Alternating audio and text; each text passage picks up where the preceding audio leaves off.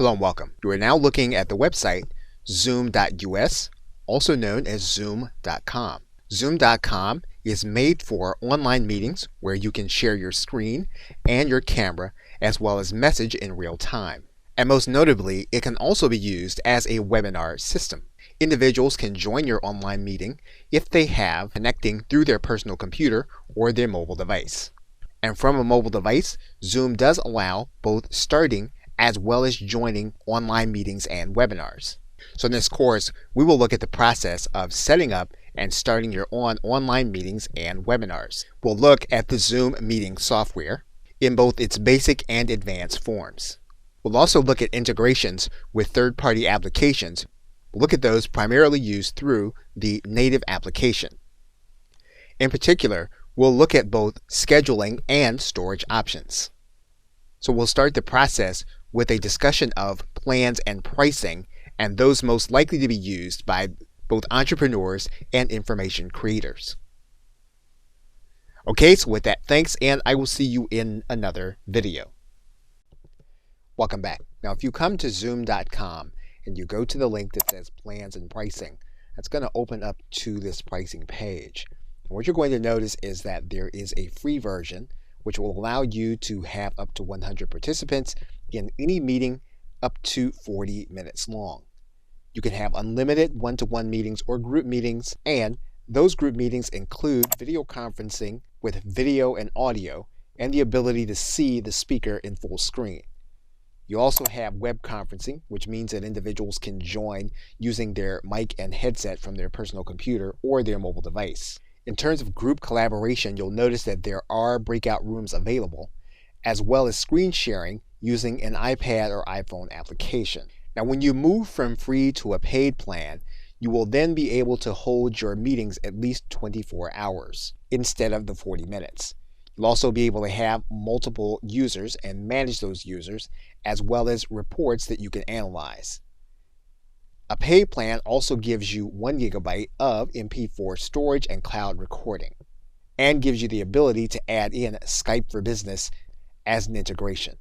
When you have a paid plan, you can also pay for cloud storage. Most importantly, though, you can add in video webinars at $40 a month. So that if you want to have individuals over 100 attendees and then do it webinar style, you'll need to have the add-on. Now, what's important about this is that this webinar feature allows you to stream live to both Facebook and YouTube. In this course, we will look at a number of the free features, but we will also look at adding on the webinar, cloud-based storage, and Skype. Okay, so with that, thanks, and I will see you in another video. Welcome back. Now, Zoom does have a partner program. If you hit Control and then the End button, you'll come all the way down to the bottom. You'll notice here on the left-hand side that there is a link to partners.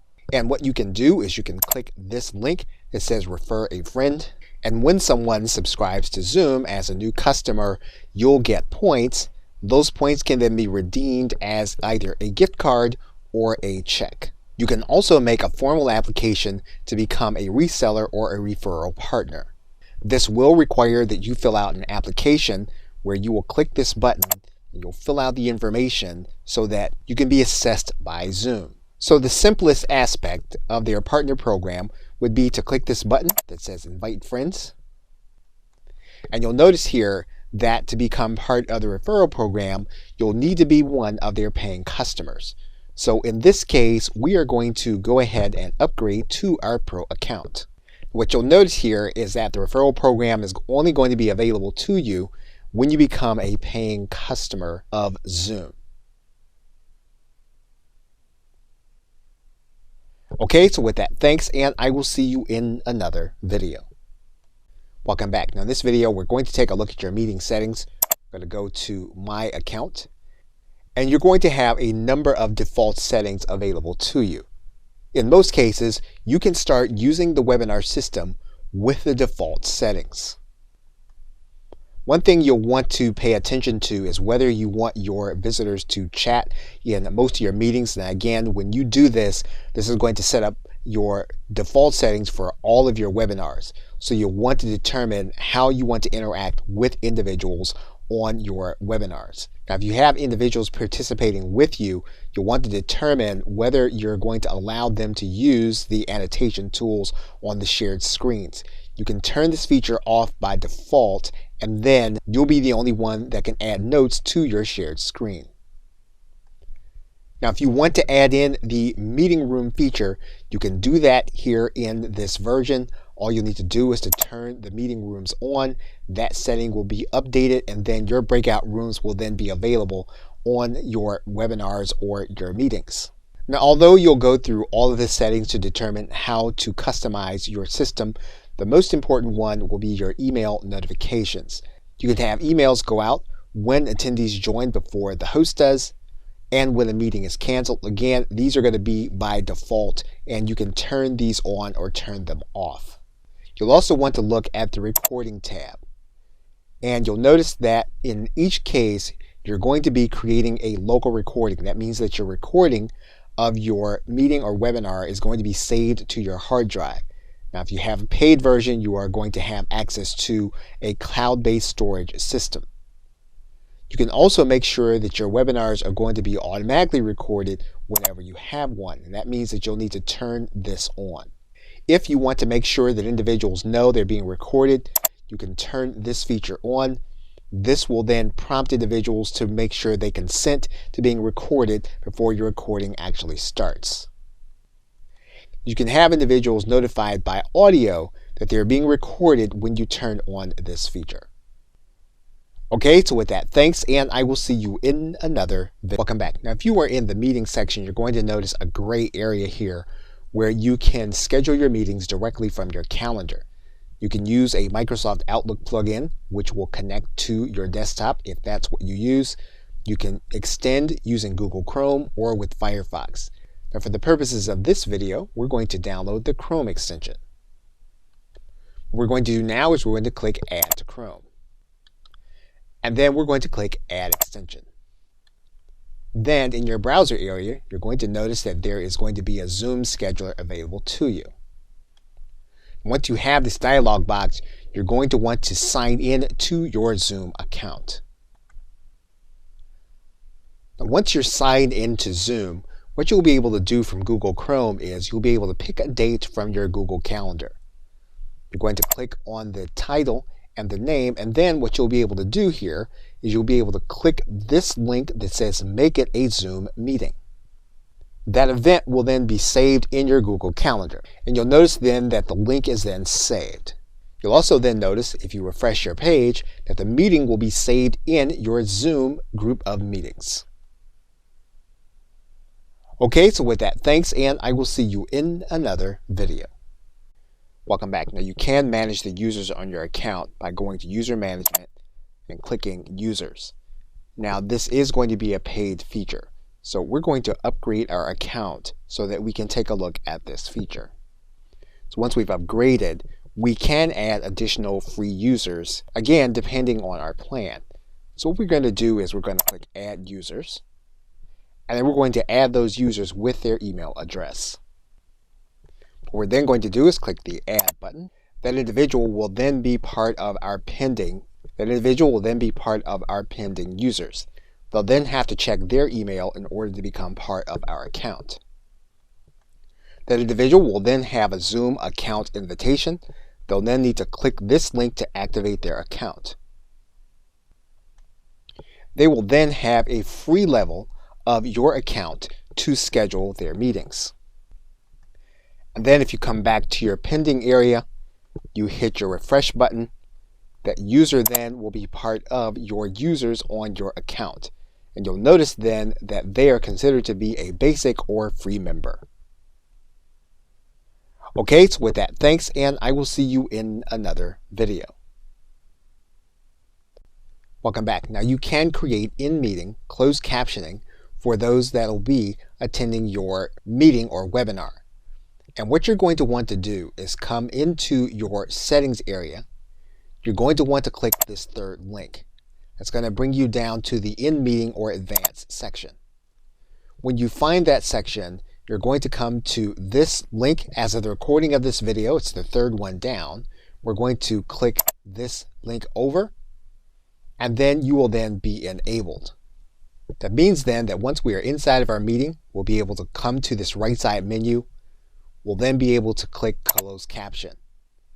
And then we have a few choices. We can assign the closed caption to an individual that is participating with us on the call, and we'll need to assign that to them here. We'll also then be able to type the transcription ourselves. And if that's the case, we're going to click this button that says I will type. We can give the URL to a third-party service, and we click this button. This is going to put the URL onto our clipboard so that we can pass it on to another individual. Okay, so with that, thanks, and I will see you in another video. Welcome back. Now in this video, we are going to start the process by creating a Zoom meeting. And what we can do is we can either start a meeting by going to this link to host a meeting right now and then distribute the link, or we can schedule a meeting for the future, determining when that time is going to be. So what we're going to do is we're going to click Schedule a Meeting, and then we're going to write in all of the identifying information. Now, one thing we can do is we can make this a recurring meeting. So if this meeting is going to be once a week or even once a day, we can do that by clicking this link. For the purposes of this video, we're going to take this task off. We can also require registration for this meeting. So for example, we can click this link, and then individuals will need to register before they can attend. You can determine upfront whether video cameras will be available. So for example, what we can do is we can turn on this task. This will mean that video cameras will be available for the host. We can also have video available for the participants. We can then determine how individuals are going to be able to connect. If we determine that we want them only to connect by telephone, we can do that, or by computer audio. It's likely that you'll want both to be available, so we're going to leave this as the default setting.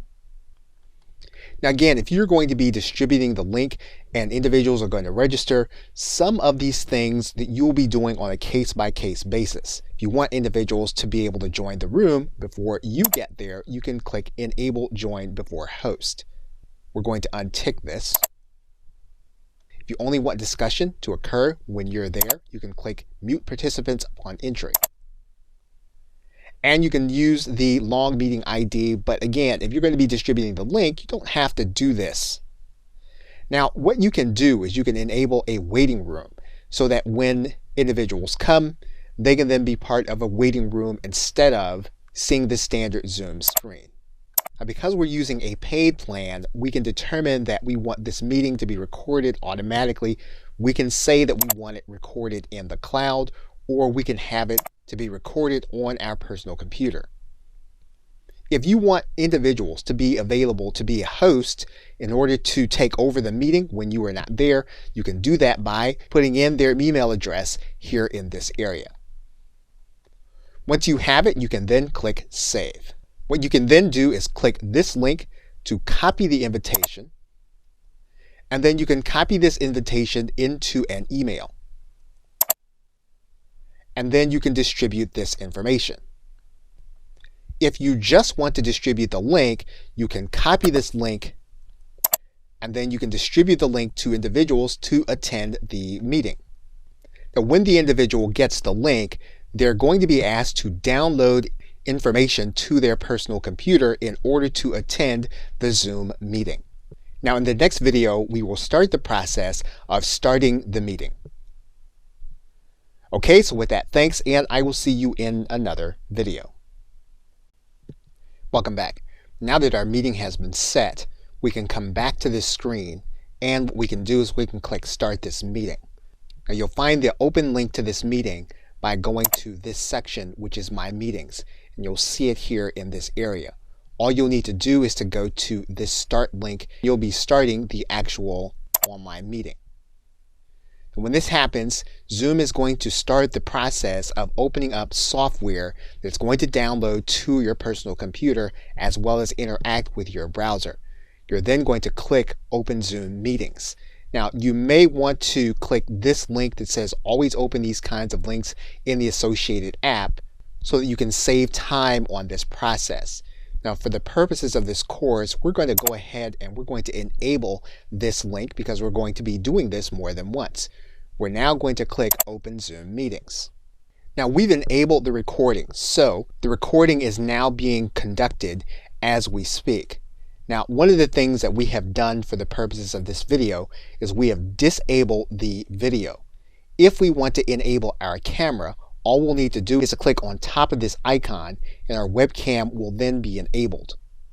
Now, we can choose to join with our computer audio, and indeed this is something that your attendees and participants are going to go through also. They're going to be able to join with their computer audio, and you're going to see that Zoom is going to remind you that the recording is not going to include audio unless you click Join Audio.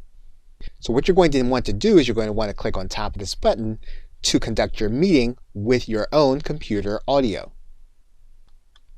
Now, all of your controls will be at the bottom of the screen.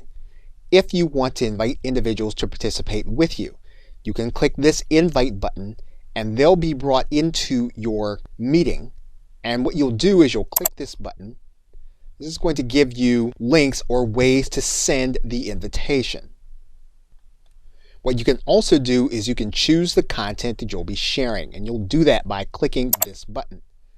This is going to give you the opportunity to choose the screens that you're going to be showing during your meeting. In fact, one of the things you'll see here is that there is a place for you to conduct the meeting using your mobile device. We can be even more detailed with the screen that we're going to be using, a particular portion of the screen, individual computer sound, or content from a second camera. We can also enable the chat for our participants. And what we'll need to do is to click this button, and we'll be able to type messages to everyone as well as to receive everyone. Now, when people type back to you, everyone in your group is going to be able to see these messages as they're being typed in real time. You have the ability to either stop or pause the recording by clicking this button. So if you're going to be coming to a place in the recording where you're going to have something that you don't want seen, you can pause the recording here in this area, and then you can turn it back on by clicking this link. Now, we've also discussed the closed caption option. And basically what this is going to do is this is going to give you the ability to either have someone type the notes as they're being conducted in real time, or you can type them here also. If we click this button, you'll then be able to see your controls for closed captioning. You'll also see here that you have breakout rooms, and this is going to be for your participants, not for your attendees to a particular webinar. So what you're going to want to do is you're going to want to click this button once you've completed the presentation or the meeting, and you can click this link that says End Meeting.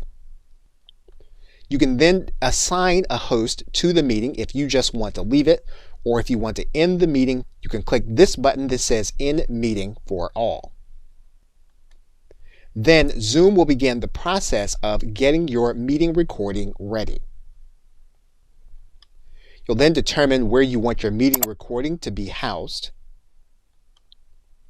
And then your Zoom recording will be present in the folder that you designated. Okay, so with that, thanks, and I will see you in another video. Welcome back. Now, in cases where you're going to have more than 100 attendees, you're going to want to host a webinar. Now, on the webinar, you will not be able to have more than 100 participants. However, you will be able to have those 100 participants plus other attendees to view the content. Now, to do that, you're going to need to do that from your webinar section. And you'll notice that one of the things that a webinar allows you to do is to monetize your individual events using PayPal and Zapier. Now, in order to do that, you're going to need to add your webinar plan onto your Pro plan.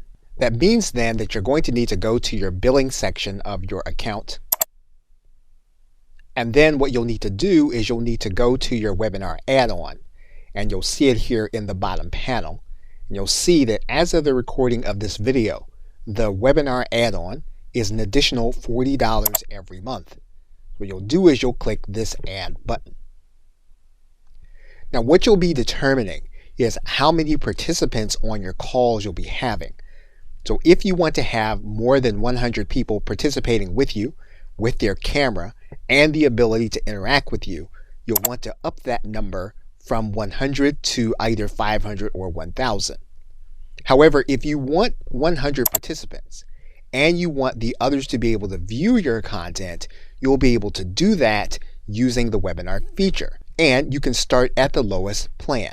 Now, one of the things about Zoom is that you can flexibly add a program on. So you can choose not to add this feature to renew every month. So if you want to use the webinar feature for 1 month, you can do that, and you can set it so that it will not auto renew.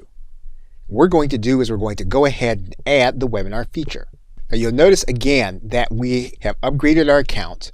You'll also notice then that the 100 participants can engage with up to 10,000 viewers. So what we're going to do now is we're going to go to the user section. We're then going to go and edit our user. We're then going to enable this individual for a webinar, and we're then going to click Save. Once we do that, we'll go back to My Webinars, and you'll notice now that the webinar section is then available, and we can now schedule a webinar. Okay, so with that, thanks, and I will see you in another video. Welcome back. Now, once you have the webinar section available, what you'll need to do here is you'll need to click this button that says Schedule a Webinar. The process is going to be very similar to creating a meeting. So you're going to write in all of your identifying information. Once you've determined the time and duration, you can then determine if it's going to be recurring or if it's going to be one time. You can require registration. You can also determine whether the host and panelists will have video. And in this case, we're going to leave the video turned off. And again, in most cases, you're going to want to make sure that both computer audio and telephone are available for individuals that are going to be attending, especially if you're going to have a webinar where you're going to have more than 100 attendees. What you can also do is require a webinar password if you want the content to be exclusive. You can also enable a practice session so that you make sure that all of your slides and all of your presentation is going to be in order before you go live with the webinar.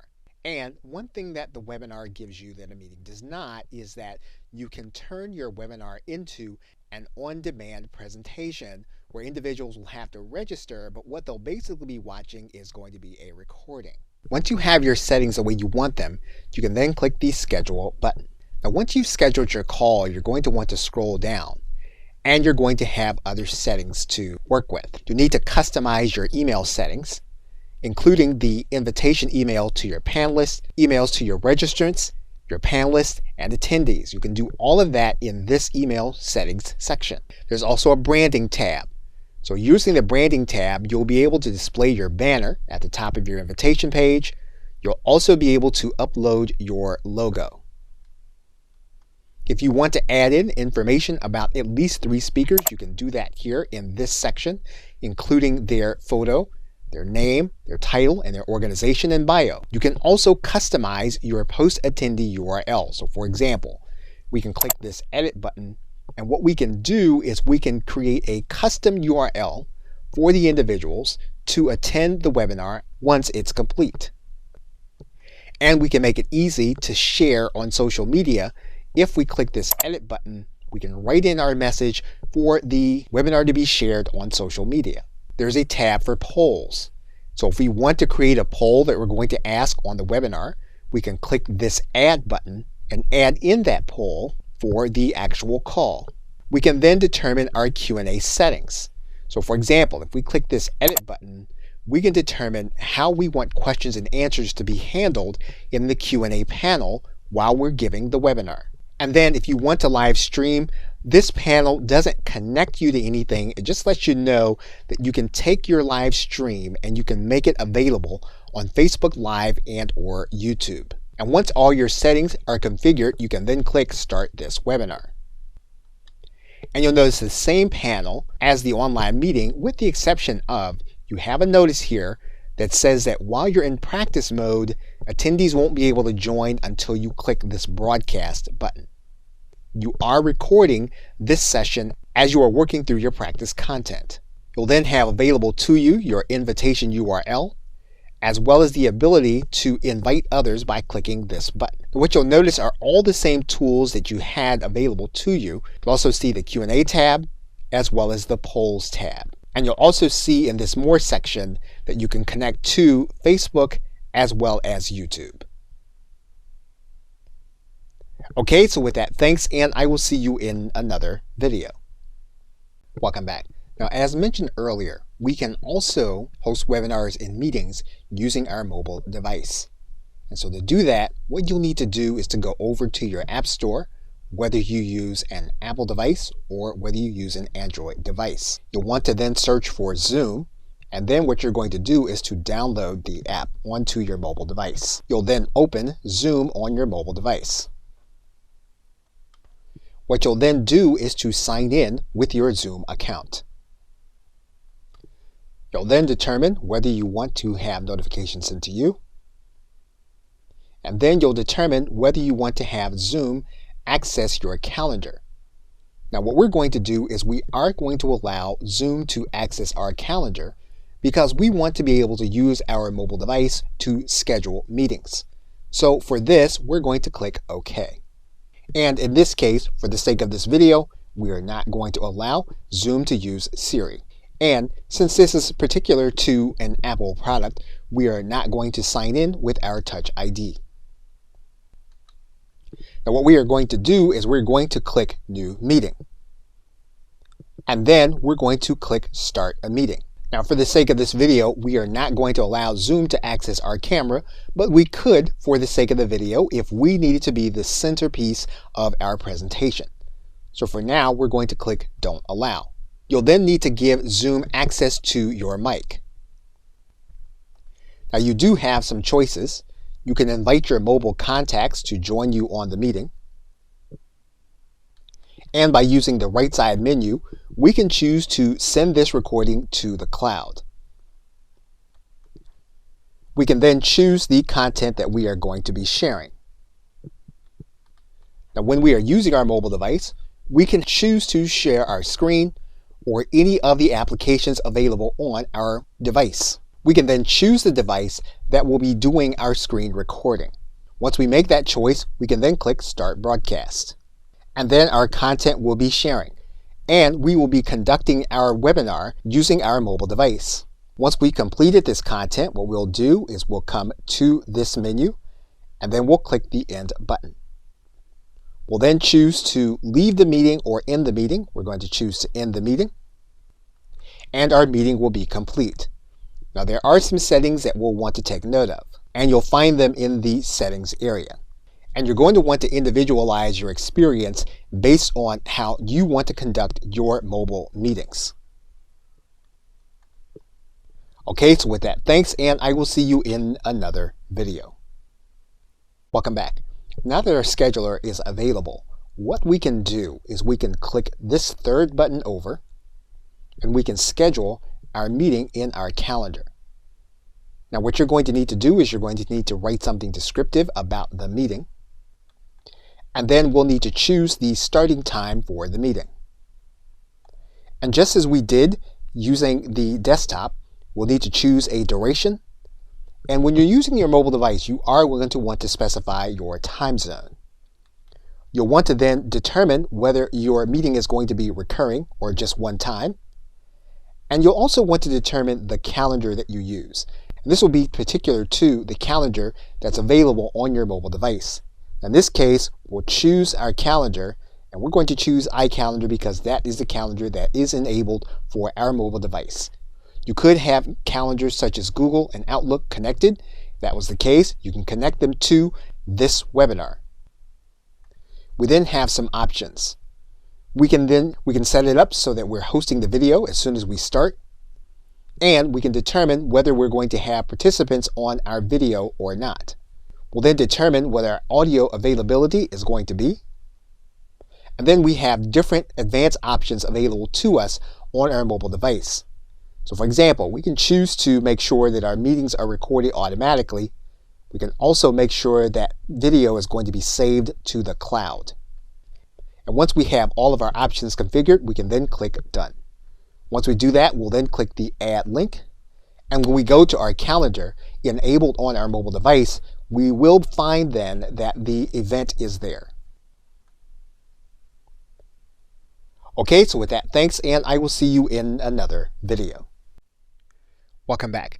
Now, if you've saved your recording to the cloud and you have the Pro version, when you finish your webinar, one of the things you'll notice is that your recording will be processing in your recording area, and you'll need to click the tab that says Cloud Recordings, and you'll see the processing taking place.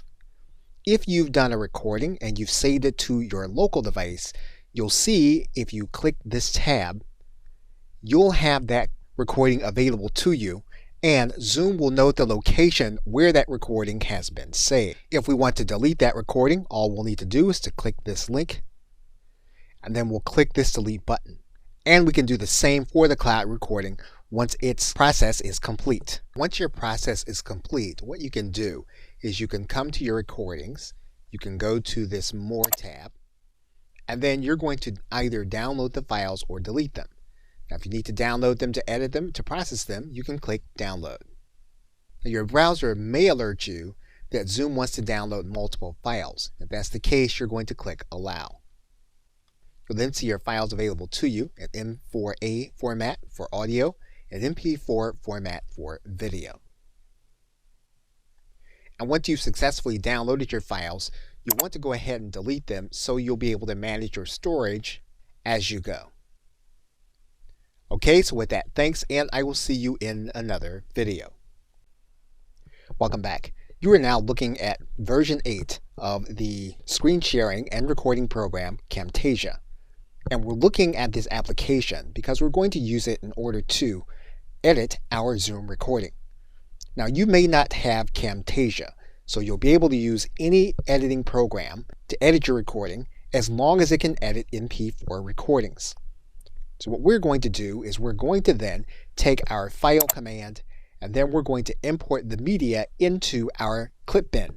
Once we have the video there, all we're going to do is we're going to add it to our timeline. Now, every editing program is slightly different. However, you are going to have a timeline available to you. You are going to be able to view both the audio and video in your recording.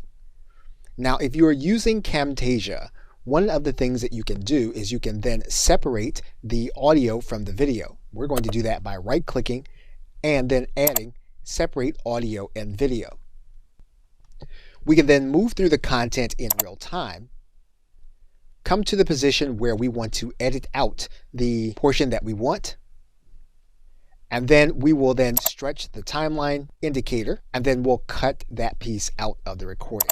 Now, whenever we make edits to Camtasia or any other editing program, what we're basically doing is we're creating a different file, which is a project file. And so what we're going to want to do is we're going to want to then take our changes as they exist right now, and we're going to save them in a project file for the changes as well as the file. This way, we don't make changes to the actual file. What we make changes to is the project. And so we're going to save this entire project. And you'll notice then that we have saved a Camtasia project. And you'll also notice that the file name has now changed to a different file name. And this is a project file. So once again, all we have in the project file are the changes we made to the file that we imported. We did not make changes to that actual file. And so we'll continue to make edits to this file. We can choose to add in music at the end, and at any point where we want to do that.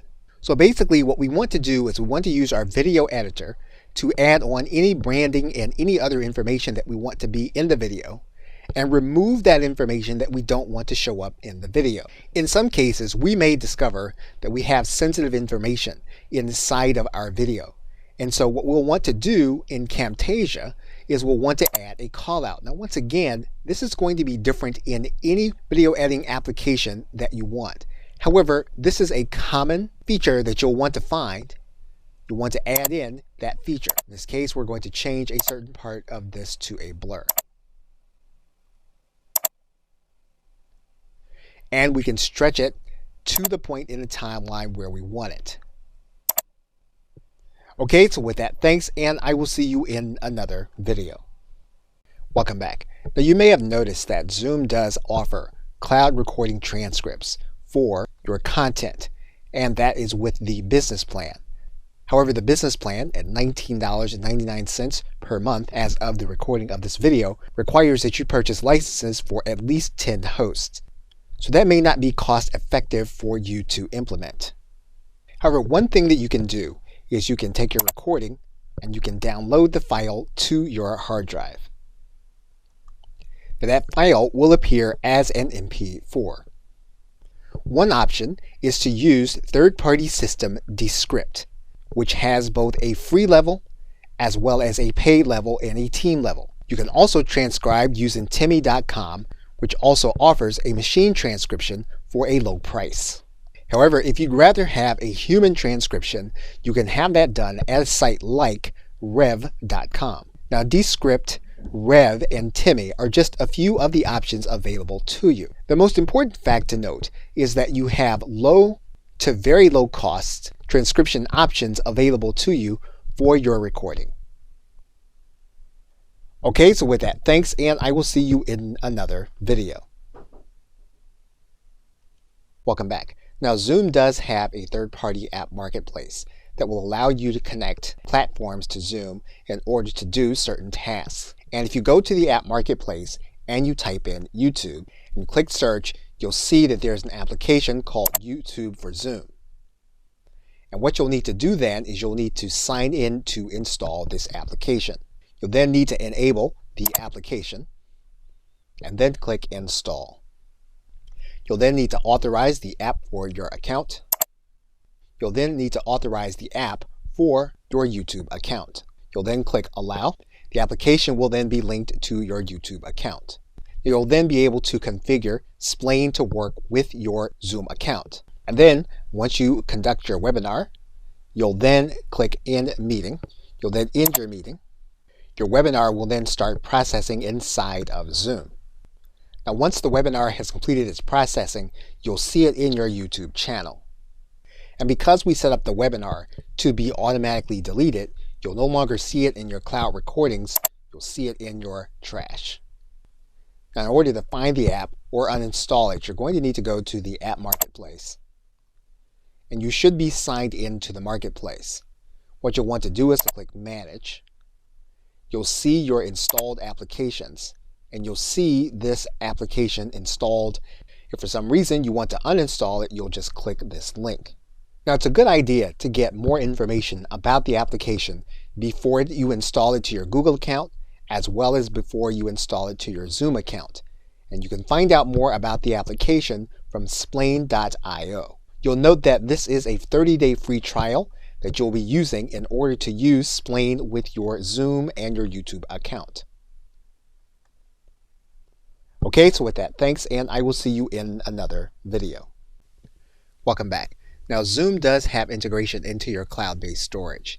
And to find it, you'll need to scroll down inside of your settings, and you're going to go to this integration tab.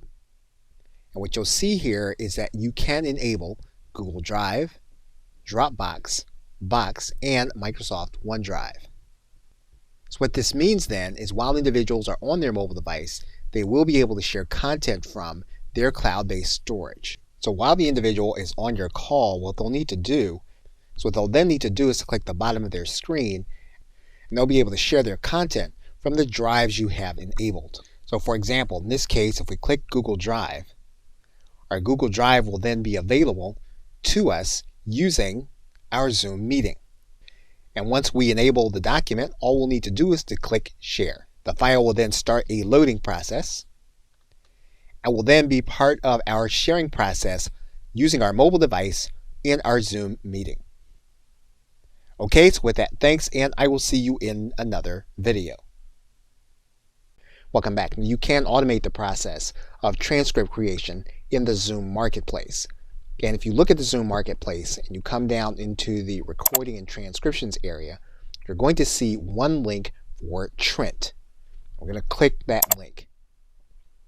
Now for the Trent integration, you'll need to install it to your Zoom account. And this will automate the process of sending your recordings straight to Trent so that you can have them transcribed. Now Trent is a machine transcription. It has a free trial, and its pricing is going to be slightly less than human transcription and slightly more than most of the machine transcriptions. So this application is something worth looking at if you do want to spend a little more for your machine transcription and the automation process. Okay, so with that, thanks, and I will see you in another video. In conclusion, in this course, we looked at the process of starting meetings and webinars using Zoom. Whether you want to share your cameras or your screen, you can share content with other individuals, whether they are participating with you on a webinar or they are participating with you by watching your content.